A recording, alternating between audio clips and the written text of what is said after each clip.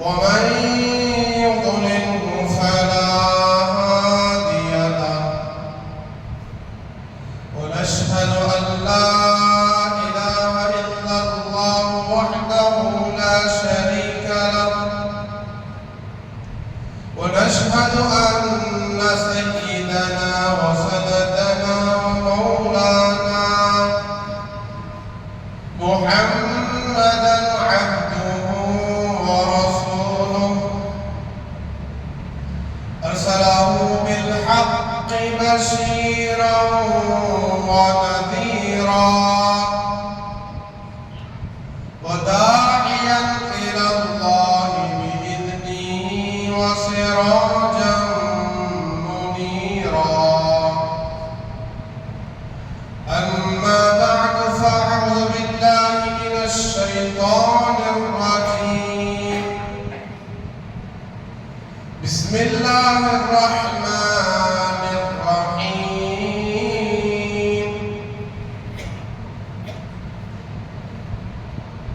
لقد من الله على المؤمنين إذ بعث فيهم رسولا منهم يتلو عليهم آياته ويزكيهم ويعلمهم الكتاب والحكمة وإن كانوا من قبل لفي ضلال مبين.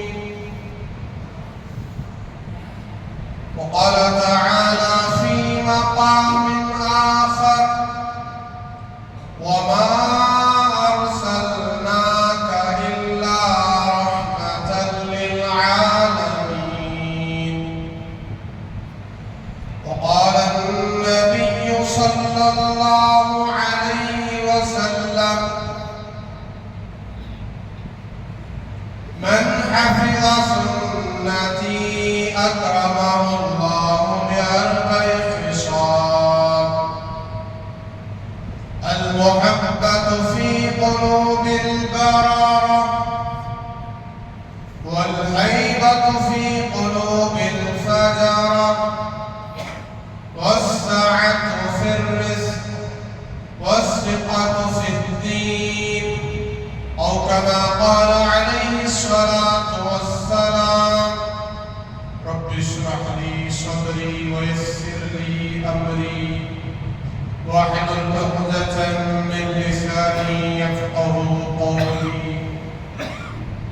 رب زدني علما رب زدني علما رب زدني علما. اللهم صل على سيدنا ومولانا محمد في أول كلامنا. اللهم بارك على سيدنا ومولانا محمد في أوسط كلامنا. اللهم صل على سيدنا ومولانا محمد في آخر كلامنا.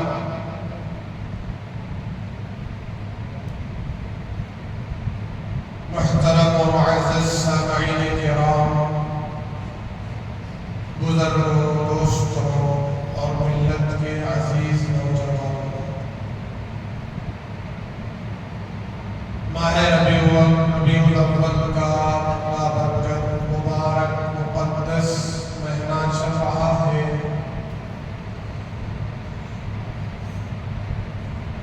آج 9 ربیع الاول ہے۔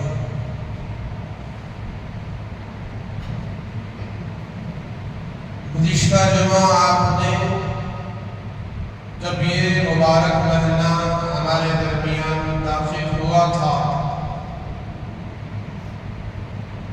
تو آپ نے امام کائنات، فخر موجودات، حسن کائنات، سید الانبیاء و سید الاتقیاء و اولیاء، فخر الرسل، ساقی کوثر، شافی محشر، سیدنا و مولانا حضرت محمد رسول اللہ صلی اللہ علیہ وسلم کی ولادت با سعادت کے بارے میں مختصر طور پر سماعت فرمائیں۔ اب جو عنوان ہمارا چل رہا ہے سیرت پر جلالت با سعادت پر، آقا کی تشریف آوری پر اس عنوان کو بہت ہی زیادہ غور و فکر کے ساتھ آپ سماعت فرمائیں تو اللہ تبارک و تعالیٰ نے اس میں بھی ہمارے لیے ہدایت کو رکھا، ہمارے ایمان و یقین کے اضافے کو اللہ نے اس میں رکھا ہے، جس سے ہمارا ایمان بڑھے گا، یقین بڑھے گا اور ہمیں ہدایت ملے گی، سیدھے راستے پر آنے کی توفیق ملے گی۔ اس لیے کہ تمام عالم کے رحمت، تمام عالم کے ایسے پاکیزہ نبی جن کو اللہ تبارک و تعالی بنانا نہ ہوتا تو کائنات کا وجود نہ بخشتا، یہ کائنات نہ بناتا، یہ زمین و آسمان نہ ہوتے، آپ نہ ہوتے تو یہ کائنات کا کوئی ذرہ نہ ہوتا، نہ جنت ہوتی نہ جہنم،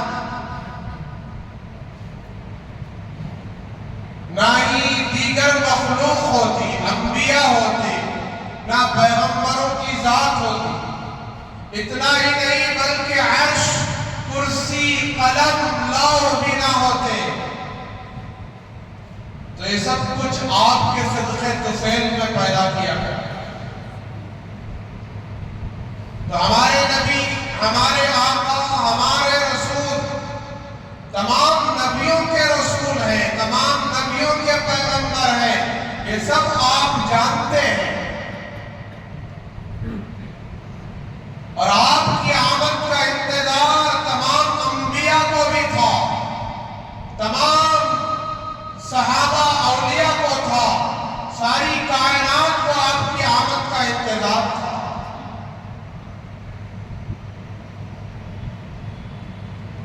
آپ کے آنے کے تذکرے لاکھوں سال سے ہو رہے تھے، آپ کی آمد سے پہلے، آپ کی تشریف آوری سے پہلے آپ کے ذکر کائنات میں شروع ہو گئے تھے۔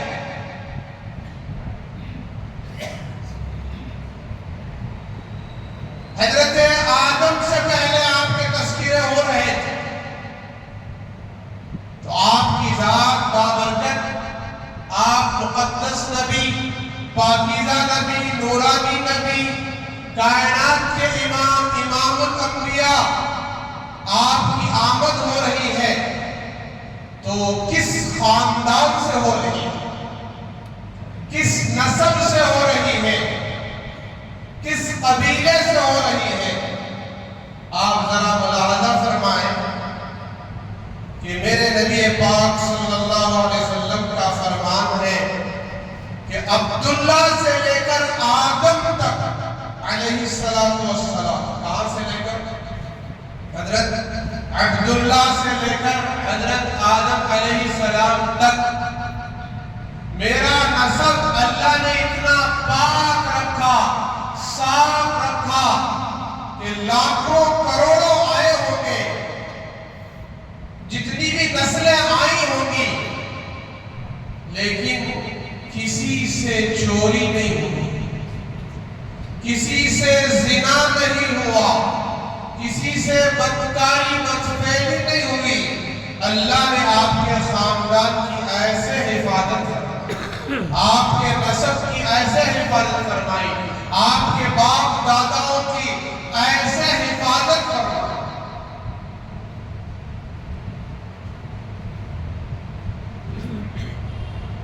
حضرت عبد المطلب سے پہلے دو سلسلے جو گزرے ہیں، ان میں ایک آپ کے دادا پردادا کا نام ہاشم تھا، اور وہ دور یہودیوں کا دور تھا، نصرانیوں کا، یہودیوں کا، اور یہود بڑے علم والے،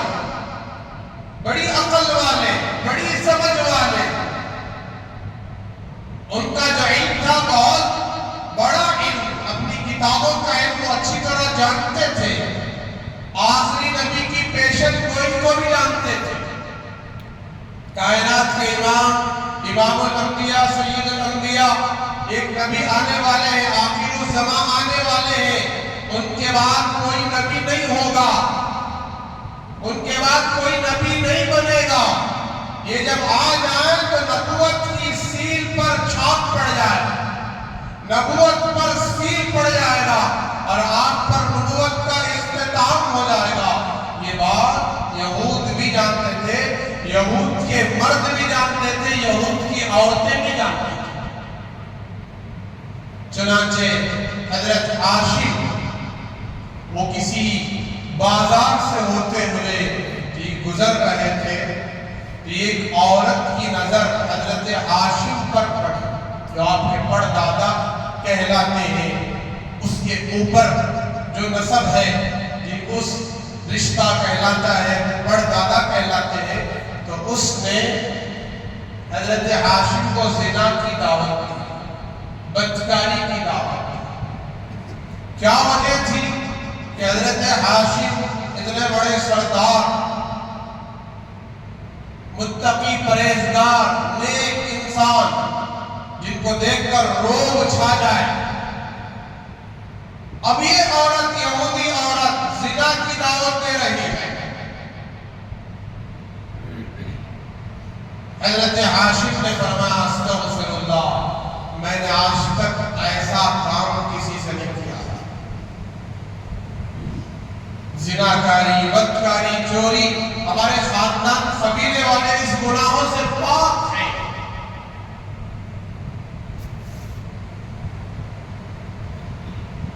اور حضرت ہاشم کے اندر اس عورت نے کیا دیکھا تھا؟ لکھا ہے کتابوں میں، وہ یہودی عورت حضرت ہاشم کے چہرے کو پڑھ رہی تھی کہ آپ کی جو پیشانی تھی اتنی نورانی تھی کہ آپ کے پیشانی پر نور نبوت چمک رہا تھا۔ کیا مطلب؟ کہ کائنات کے امام الانبیاء آدم علیہ السلام سے چلتے ہوئے حضرت شیث، پھر حضرت شیث سے چلتے ہوئے حضرت ابراہیم، حضرت ابراہیم سے چلتے ہوئے حضرت اسماعیل، پھر حضرت اسماعیل سے چلتے ہوئے قبیلہ مضر، پھر یہ سلسلے سے چلتے ہوئے بنی ہاشم، اور حضرت ہاشم جن کا نام ہاشم نہیں تھا بلکہ کچھ اور تھا، عبد الرحمن یا عبد الجبار، ایسے کوئی نام تھا، لیکن ان کا نام ہاشم کیوں پڑ گیا؟ ہمارے نبی کا خاندان، نبی کی نسل بنی ہاشم، ہمارے نبی کی والدہ کا نام آمینہ، ابا کا نام، والد محترم کا نام عبداللہ۔ جن عورتوں نے ہمارے نبی کو بچپن میں دودھ پلایا، ان عورتوں میں پہلی عورت، جس عورت کا نام حلیمہ سعدیہ ہے، حلیمہ سعدیہ، اور ہمارے نبی کے دو خاص نام، ایک محمد اور ایک احمد، باقی صفاتی نام ہزاروں نام ہیں جو پڑھتے ہیں: نذیر، بشیر، سراج، منیر، مزمل، مدثر، طٰہٰ، یاسین، عبداللہ، ایسے ہزاروں نام آپ کے، ہمیں تو 99 نام معلوم ہے، سیرت کی کتابوں میں آپ کے ہزاروں نام ہیں۔ کیا مطلب؟ آپ کے ہزاروں صفات، آپ کے صفات کو کوئی بیان نہیں کر سکتا۔ اب آپ تھوڑا اندازہ لگائیں کہ آپ کے خاندان، آپ جس خاندان سے ہیں، اس خاندان کا نام بنی ہاشم ہے۔ ہاشم کسے کہتے ہیں؟ ہاشم حشم سے ہے، ہاشم کے معنی ہے کہ ایک بہت بڑے روٹیوں کے ٹوکرے میں، روٹیوں کا جو برتن ہوتا ہے، بہت بڑی شین جسے ہم کہتے ہیں، بہت بڑا تھالا، اتنا بڑا، اس میں روٹیاں ڈال کر گوشت کے ٹکڑے سالن وغیرہ ڈال کر روٹی کو نرم کر کے اور اس کا جو بہترین لذیذ کھانا تیار کر کے لے جا کر غریبوں میں، یتیموں میں، مسکینوں میں بانٹنے والے کو، کھلانے والے کو، سخاوت کرنے والے کو ہاشم کہتے ہیں۔ تو ہاشم سخاوت سے نکلا ہے، جو سخی کہلاتا ہے، اور آپ کے بڑ دادا وہ بہت بڑے سخی ہیں، سخاوت کرنے والے ہیں۔ تو آپ کی نسبت اللہ کیسے جوڑ رہے ہیں؟ اور اتنے شریف خاندان سے، اتنے نیک خاندان سے، سرداروں کا خاندان، قبیلہ قریش کے ہیں آپ کے قبیلے کا نام قریش، اور قریش ایک قبیلے کا نام ہے پورے عرب میں سب سے زیادہ عظمت والا قبیلہ و قبیلہ قریش۔ اور اسی قریش قبیلے کو خانہ کعبہ کا پڑوس ملا تھا۔ یہ قبیلہ قریش والے خانہ کعبہ کے پڑوسی تھے۔ عرب کا یہ ماحول تھا کہ عرب کے لوگ جب بھی سفر کے لیے نکلتے تو راستوں میں، عرب کے راستوں میں لٹیرے ان عربوں کو لوٹ لیتے تھے، ان کے پیسے لوٹ لیتے، ان کے ساز و سامان چھین لیتے اور ان کو مارتے، تکلیفیں پہنچاتے تھے۔ تو پورے عرب میں ان ڈاکوؤں کا، لٹیروں کا بسیرا تھا۔ چنانچہ جب قبیلہ قریش کے لوگ سفر کے لیے نکلتے، سردی کے موسم میں ملک یمن، گرمی کے موسم میں ملک شام جایا کرتے تھے۔ اسی کو اللہ تبارک و تعالیٰ نے سورۃ القریش میں بیان فرمایا، لِإِيلَافِ قُرَيْشٍ إِيلَافِهِمْ رِحْلَةَ الشِّتَاءِ وَالصَّيْفِ فَلْيَعْبُدُوا رَبَّ هَذَا الْبَيْتِ الَّذِي أَطْعَمَهُم مِّن جُوعٍ وَآمَنَهُم مِّن خَوْفٍ۔ کہ قریش کو اللہ نے یاد دلایا، اے قریش والوں ذرا ہمارا احسان یاد کرو۔ کیا احسان ہے؟ کہ جب یہ قبیلہ قریش کے لوگ سفر میں نکلتے، جتنے لٹیرے ڈاکو راستوں میں بیٹھے ہوئے لوٹنے کے ارادے سے جو بیٹھے تھے، قبیلہ قریش کو دیکھتے خاموش ہو جاتے۔ لوٹنا تو دور کی بات، گھور کر بھی نہیں دیکھتے تھے۔ اتنا روب، دبدبا اور ان کی عظمت، ان کا احترام اللہ نے ان کے دلوں میں ڈالا تھا۔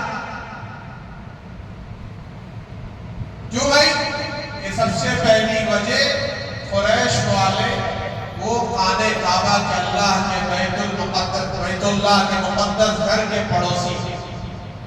دوسری وجہ یہ بیت اللہ کی خدمت میں ہمیشہ لگے رہتے، اس کی صاف صفائی میں، حج کو آنے والوں کا استقبال، عمرے کو آنے والوں کا استقبال، اللہ کے گھر کی زیارت و دیدار کرنے آنے والوں کا استقبال، اور زمزم پلانے والے یہی تھے۔ آنے والے قبیلوں کو، آنے والے حاجیوں کو کیا پلاتے تھے؟ زمزم پلاتے تھے، جس کی وجہ سے اللہ نے ان کی محبت بھی لوگوں میں ڈال دیا تھا، ان کا روب دبدبا بھی اللہ نے ڈاکوؤں کے دلوں میں بھی ڈال دیا تھا۔ تو لہٰذا ہمارے نبی کا خاندان، خاندان قریش، قبیلہ قریش، اب خاندان قریش سے بنی ہاشم سے ہے۔ اب آگے آئیے، جو سخاوت بنی ہاشم میں تھی، جو صفات ہاشم کے اندر، حضرت ہاشم کے اندر پائی جاتی تھی، اس سے ہزاروں گنا بڑھ کر ہمارے نبی حضرت محمد رسول اللہ صلی اللہ علیہ وسلم سخی تھے، سخاوت کرنے والے۔ آپ کی سخاوت کے کتنے قصے مشہور ہیں، آپ نے کتنا مال امت پر خرچ کیا، آپ نے گزشتہ بھی سنا۔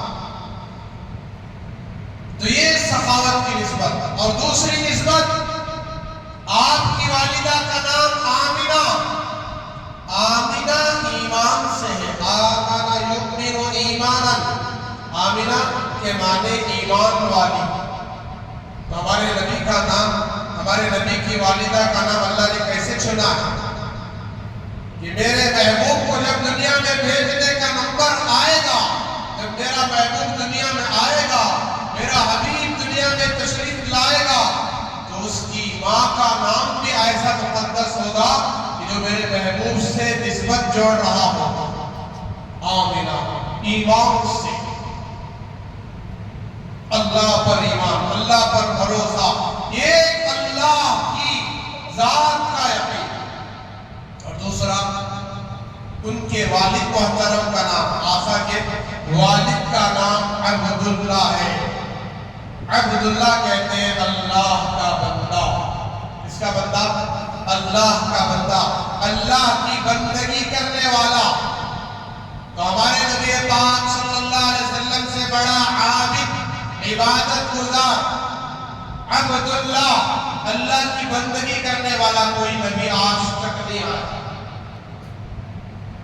حضرت آدم سے لے کر ہمارے نبی تک ایسی عبدیت کا اظہار کرنے والے، عبادت کرنے والے۔ وَأَنَّهُ لَمَّا قَامَ عَبْدُ اللَّهِ يَدْعُوهُ كَادُوا يَكُونُونَ عَلَيْهِ لِبَدًا۔ اللہ تبارک و تعالیٰ اپنے نبی کی شان بیان کرتے ہیں اور اپنے نبی کا ایک صفاتی نام بیان کرتے ہیں کہ وَأَنَّهُ لَمَّا قَامَ عَبْدُ اللَّهِ، جب بلا شبہ میرا بندہ یعنی عبداللہ عبادت کے لیے کھڑا ہوتا ہے تو کادو یکونون علیہ لبدا، کہ کافر میرے بندے کو ایسا گھیر لیتے، یہ مشرک میرے بندے کو ایسا گھیر لیتے، میرے بندے کی عبادت کو دیکھتے رہتے، آنکھیں لگا کر دیکھتے ہیں، ایسا معلوم ہوتا ہے کہ آپ میرے بندے پر ٹوٹ پڑیں گے، گر پڑیں گے۔ ہمارے نبی کی عبادت بھی اتنی عجیب، آپ کی عبادت کرنے کا طریقہ، آپ کے قیام کا طریقہ، آپ کے کھڑے ہونے کا، آپ کے رکوع کرنے کا، آپ کے سجدہ کرنے کا طریقہ، اللہ اکبر، ایک ایک چیز کافر نوٹ کرتے تھے، غور و فکر کرتے تھے۔ تو اللہ نے کہا عبداللہ، تو کیسی نسبت جوڑی؟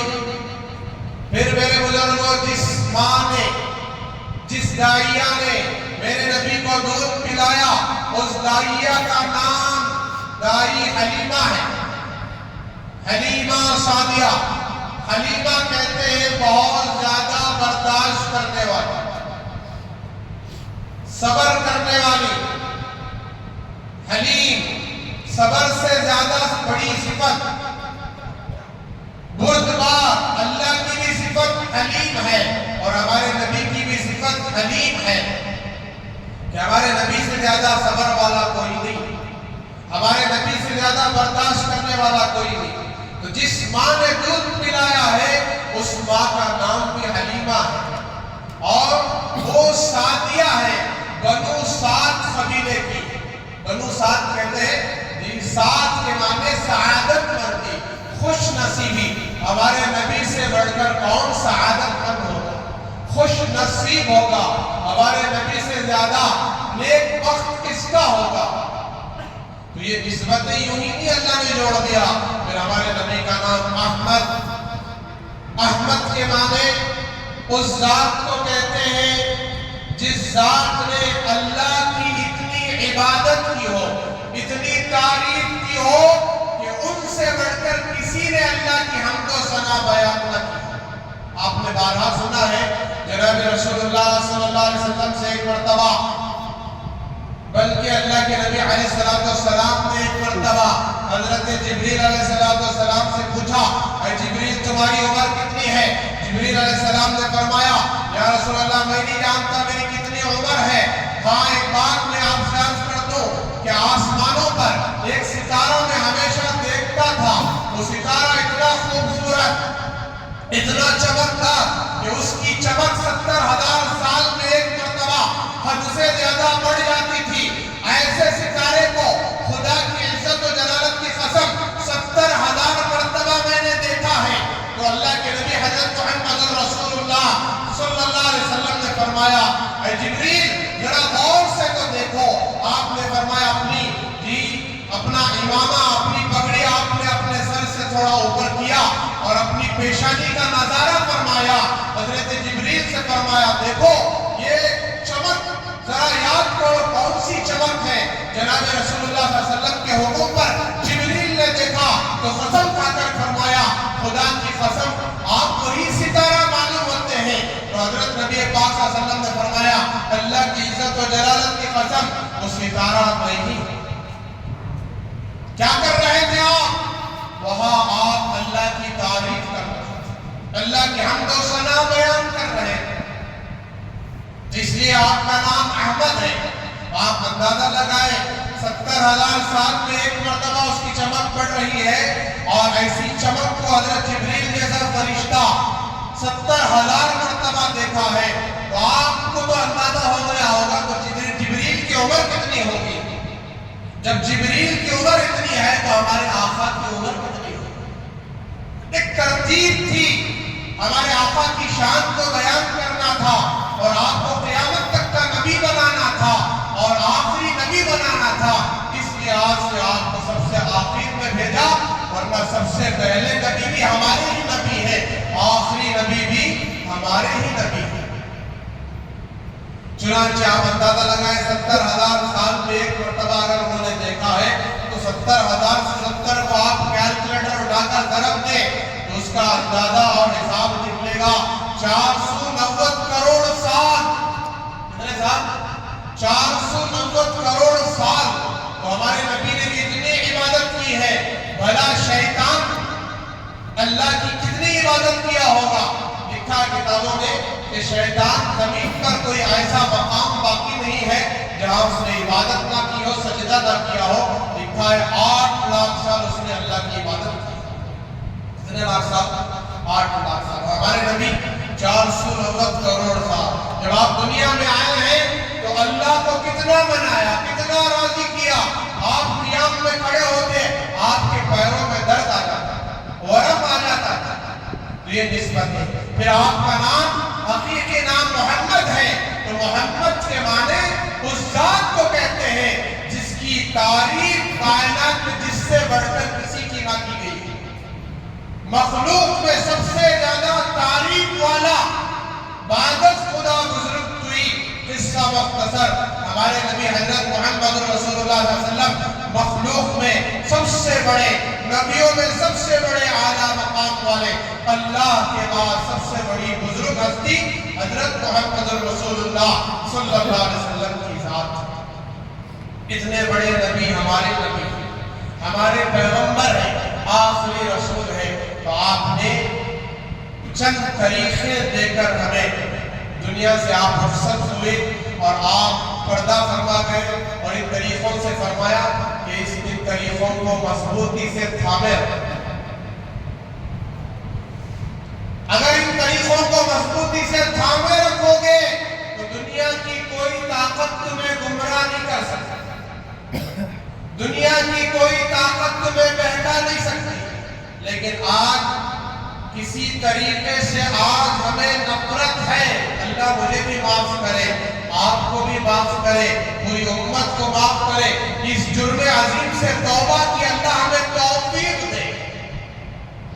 اگر کسی طریقے سے آج ہمیں نفرت ہے، دشمنی ہے، عملی طور پر، زبانی طور پر سے تو کوئی مسلمان نہیں کہتا، لیکن عملی طور پر اگر کسی طریقے سے نفرت ہے، دشمنی ہے، مسلمانوں کان کھول کر سنو، وہ طریقہ حضرت محمد رسول اللہ صلی اللہ علیہ وسلم کا طریقہ ہے، جس طریقے سے ہم نفرت کرتے ہیں، دشمنی کرتے ہیں، عملی طور پر، زبان سے تو نہیں کہتے۔ اس مجمع میں کتنے ایسے لوگ بیٹھے ہیں جن کے چہرے پر داڑھی نہیں ہے؟ کیا ہمارے نبی کا طریقہ داڑھی رکھنا نہیں تھا؟ کیا ہمارے نبی کے چہرے پر داڑھی نہیں تھی؟ آپ دل پر ہاتھ رکھ کر بتائیں، تھی نا داڑھی؟ لیکن آپ کے چہروں پر داڑھی کیوں نہیں ہے؟ عملی طور پر آپ نبی کے طریقوں کے دشمن ہیں۔ دشمن کسے کہتے ہیں؟ جس سے محبت نہ ہو۔ اگر محبت ہوتی تو آپ کے چہرے پر داڑھی آ جاتی۔ کتنی آتی بھائی؟ خشخشی داڑھی، خشکے پر چٹنی، یہ داڑھی نہیں ہے۔ داڑھی ایک مٹھی کو کہتے ہیں، ایک مشت جی ایک مٹھی کو داڑھی کہتے ہیں، ایک مٹھی رکھو، اتنی رکھنے کے لیے کون کہہ رہا ہے؟ ہمارے نبی کا طریقہ ہے۔ ہمارے نبی کے طریقے سے سچی محبت ہوتی، ہمیشہ ہمارے سروں پر ٹوپیاں ہوتی۔ یہی ایک طریقہ کافی ہے کہ تمہارے چہرے پر داڑھی آ جائے، تمہارے سروں پر ٹوپی آ جائے، یہی ایک طریقہ کافی ہے دشمن کے کلیجوں کو تیر دینے کے۔ کہاں ہے سنت؟ کائنات کے امام کے طریقے ہمارے چہرے پر۔ وہ صحابہ جن پر حکومت کوئی نہیں کرتا تھا، جن کو جانور سمجھتے تھے، درندے سمجھتے تھے، ان صحابہ نے ہمارے نبی کے قدموں میں جب سے بیٹھنا شروع کیا، ہمارے نبی کی خدمت میں آنا شروع کیا، نبی پر ایمان لایا، نبی کے طریقوں کو اپنایا، ہمارے نبی نے ہمارے نبی کا مقام تو بہت بڑا ہے، لیکن صحابہ کا مقام بھی اللہ کے نبی کی زبان سے بیان کر دیا گیا۔ اصحابی النجوم بأیہم اقتدیتم اہتدیتم، کہ میرے صحابہ ستارے ہیں، ستارے۔ بھلا ستاروں تک کون پہنچ سکتا؟ راکٹوں سے بڑی بڑی میزائلوں سے ستاروں تک پہنچ نہیں سکتے، جٹ کے ذریعے سے نہیں پہنچ سکتے، ستارے اتنے دور ہیں، تو لہذا صحابہ تک کوئی نہیں پہنچ سکتا۔ صحابہ ایسے ستارے۔ آج ہم کسے کہتے ہیں؟ ناچنے والوں کو، گانے والوں کو، رنڈیوں کو، بدکاروں کو، بدفعلی کرنے والوں کو، زانیوں کو سپر سٹار کہتے ہیں۔ کون بھائی؟ Film star, super star. ان جیسے طریقے، ان جیسا فیشن، ان جیسا ہمارا کلچر، ان جیسا لباس، لوگ کتنے ایسے مجمع میں بیٹھے جو ان جیسی جینس پینٹ پہن کر بیٹھے، بعض تو پھٹی ہوئی پینٹ پہن کر مسجد آ رہے ہیں، سطر نظر آ رہا ہے۔ نماز کہاں سے ہوگی تمہاری؟ گڑگے پھٹ گئے ہو، وہاں سطر کھلا ہوا ہو، گھٹنے پھٹ گئے ہو اور کئی جگہ پھٹا ہوا ہو، تو نماز کہاں سے ہوگی؟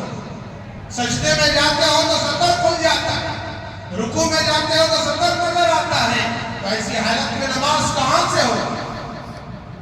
جمعہ میں صرف ایک مرتبہ اللہ کو یاد کرتے ہو اور 2 رکعت نماز پڑھتے ہو، وہ بھی برہنہ ہو کر، ننگے ہو کر، یہ اپنی آنکھوں سے دیکھا ہوا ہے، ایسا نہیں کہ سن کر کہہ رہا ہو۔ کتنے ایسے سجدے میں جاتے ہیں دوسروں کی نماز خراب کر دیتے ہیں۔ تو ہمارے نبی کا طریقہ پاکیزہ طریقہ، نورانی طریقہ، عزت والا طریقہ، جب سے اس امت نے اس طریقے کو چھوڑا ہے، اللہ نے اس امت کو ذلیل کر دیا۔ لہذا بزرگوں، گزشتہ میں نے سیرت پر بیان شروع کیا تھا، ابھی بھی سیرت ہی پر چل رہا ہے، اور آقا کی ولادت 12 ربیع الاول کو ہوئی۔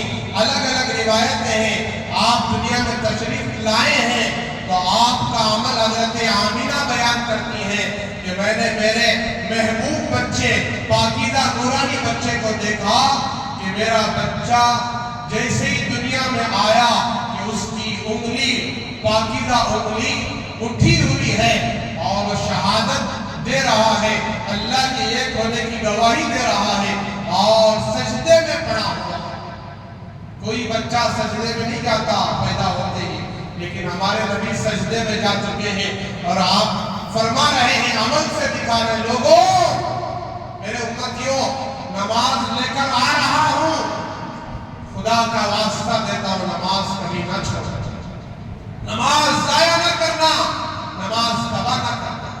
تو ہمارے نبی کی سیرت، اور حضرت آمینہ کہتی ہیں کہ میں نے میرے محبوب بچے کے جسم سے کستوری کی خوشبو سونگا، اتنی خوشبو، پاک خوشبو جو پورے کمرے میں مہک رہی ہے، پورے کمرے میں نور ہی نور ہے، چاروں طرف نور ہی نور ہے، اور میرے بچے کے چہرے پر میری نظر نہیں ٹک رہی ہے، ایسا نورانی چہرہ حضرت محمد رسول اللہ صلی اللہ علیہ وسلم کا، نہ کوئی گندگی ہے، کوئی ناپاکی ہے، اتنے پاک صاحب، ناک پہلے سے کٹی ہوئی، یہ ہمارے نبی کی شان اور آپ مختون ہیں، پہلے ہی سے ختنہ شدہ ہیں، اور آپ کا سطر چھپا ہوا ہے، آپ کپڑے میں لپٹے ہوئے ہیں. یہ ہمارے نبی کی شان ہے. حیا لے کر آئے ہیں، شرم لے کر آئے ہیں، پاکیزہ زندگی لے کر آئے ہیں. لوگوں اس کو اپناؤ، اپنے چہروں کو داڑھیوں سے سجاؤ، اپنے سروں کو ٹوپیوں سے سجاؤ. یہ تاج ہے، ہمارے نبی نے تاج دیا ہے. یہ کھلے سر ننگے سر پھرنے کے لیے نہیں دیا.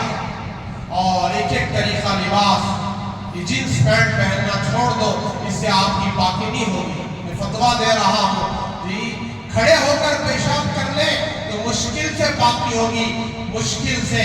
لیکن یہ جینس پینٹ انگریزوں کا لباس ہے، اور ہمارے نبی کا لباس کتنا پاکیزہ، ڈھیلا ڈھالا لباس، کرتا پاجامہ بالکل ٹخنے کے اوپر سطر چھپا ہوا پاک لباس ہمارے نبی دے کر گئے. لیکن آج کروڑوں میں ایک کرتا پاجامہ والا ملتا ہے، لاکھوں میں ایک شریعت والا لباس والا ملتا ہے. الغرض مجھے سیرت کا عنوان اور آگے بڑھانا ہے. آپ کی ولادت سے لے کر آپ کا بچپنا، پھر لڑکپن، آپ کی جوانی، اس پر انشاءاللہ آئندہ عرض کروں گا. اب مجھے آپ کو اہم بات، ضروری بات جو گزشتہ میں نے عرض کیا کہ اس وقت ہندوستان کے جتنی وقت کی جائیداد ہے یہ بہت خطرے میں ہے، بہت خطرے میں ہے. اللہ نہ کرے، اللہ نہ کرے یہ جائیداد مسلمانوں کے قبضے سے نکل جائے تو پھر مسلمان کی کوئی حیثیت اس ملک میں باقی نہیں رہے. وہ جائیداد ہیں جن کو ہمارے بزرگوں نے 1000 سال کی حکومت، بادشاہت اور سلطنت کر کے اس ملک میں امن، امان، سلامتی، شانتی قائم کر کے، جیسے اور دیگر ہمارے برادران وطن کو، غیر مسلموں کو ان کی مندریں بنانے کے لیے، ان کے عبادت خانوں کو بنانے کے لیے جگہیں عطا فرمائی، ایسے ہی ہم مسلمانوں کے لیے بھی بہت ساری جگہ، جیسے میں نے گزشتہ کہا 9 لاکھ ایکڑ زمین سے بھی زیادہ اس ملک میں ہم مسلمانوں کی جائیداد یعنی وقوف کی جائیداد ہے. انہی جائیداد کے تحفے ہمارے بزرگوں کے صدقے میں آج ان جائیداد پر ہزاروں لاکھوں مسجدیں تعمیر. کسی کے باپ کی جگہ نہیں ہے، یہ ہم مسلمانوں کی جگہ ہے، ان اولیاء کی جگہ ہے، بزرگوں کی جگہ ہے. عیدگاہ عبدالقدس صاحب کا مقام اور عیدگاہ قبرستان یعنی روڈ کا قبرستان ایسے وقوف کی جائیداد ہے، ہمارے بزرگوں نے وقف کیا ہے. ایسے بے شمار قبرستان ہیں بنگلور میں، اور جگہیں ہیں، مساجد ہیں، کرناٹک میں ہیں، کرناٹک کے باہر ہیں، پورے ہندوستان میں ہیں، ہزاروں لاکھوں مساجد ہیں.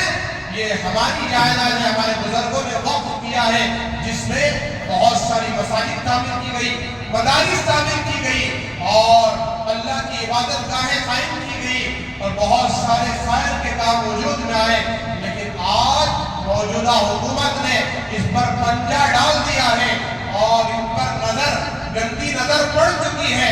اس کو اپنے قبضے میں لینا چاہتی ہے، حکومت اپنے کنٹرول میں لینا چاہتی ہے. خدا نہ خواستہ اگر یہ بل پاس ہو گئی، 40 ترمیمات کیے گئے، اور اس میں ہر جائیداد میں غیر مسلموں کا حصہ ہوگا اور حکومت کا دخل ہوگا، جیسے وہ کہیں گے ویسے ماننا پڑے گا. اور ہمارے قبرستان، ہمارے مساجد بہت خطرے میں ہیں. اس کے لیے بزرگوں ہمیں آواز اٹھانا ہے، ہمیں آواز اٹھانا ہے. اور ایک ہماری مسلمانوں کے خلاف جو بھی حرکتیں ہو رہے ہیں اس کے لیے آواز اٹھانے والی SDPI جو پارٹی ہے، اور وہ مظلوموں کے لیے بھی کام کر رہی ہے، غیر مسلموں کے لیے، دلتوں کے لیے، اور بھی جو دیگر مذاہب جن کے دشمنیاں مشہور ہیں، ان سب کے لیے یہ پارٹی کام کر رہی ہے. تو لہذا ایک تو اسکینر کی جو بات میں نے گزشتہ کی تھی، یہ اسکینر لگا ہوا ہے اور آپ کو اسکین کرنا ہے اور اپنی رائے زیادہ سے زیادہ دینا ہے. غیر مسلم بھی رائے دے رہے ہیں اور ہم مسلمانوں کی رائے تقریباً اس ملک میں 35 سے 40 کروڑ مسلمان ہیں، لیکن ووٹر لسٹ میں 20 کروڑ ملتے ہیں، لیکن اب تک رائے دینے والے 2 سے 2.5 کروڑ تک ہیں، 2.5 کروڑ تک پہنچے ہیں. تو ہم مسلمان سو چکے ہیں کہ وقوف کی جائیداد اگر ہاتھ سے نکل گئی یاد رکھو اگر کوئی اسکیننگ نہیں کر رہا ہے یعنی اس میں اپنی رائے نہیں دے رہا ہے تو اس کو چاہیے مرنے سے پہلے اپنی 2 گز زمین خبر بنا کر مرے ہو، اس سے پہلے نہ مرے، اپنی زمین خود خرید کر مرے، ورنہ مسلمانوں کا دفن ہونا بھی مشکل ہو جائے گا۔ یہ اپنی جائیداد ہے، کسی کی بات کا اجارہ نہیں ہے، لہذا اس کے لیے آپ آواز اٹھائیں۔ جن حضرات نے اب تک اسکیننگ نہیں کی اور اس میں اپنے رائے پیش نہیں کی اور جن مستورات نے اب تک اپنے گھر کی جو رائے نہیں دی، ان سب سے گزارش ہے کہ وہ سب جو ہے آج آخری دن ہے، 13 ستمبر آخری دن ہے، لہذا اپنے رائے پیش کریں۔ اسی کے تعلق سے ایک اعلان آیا ہے، آپ اس کو سنیں۔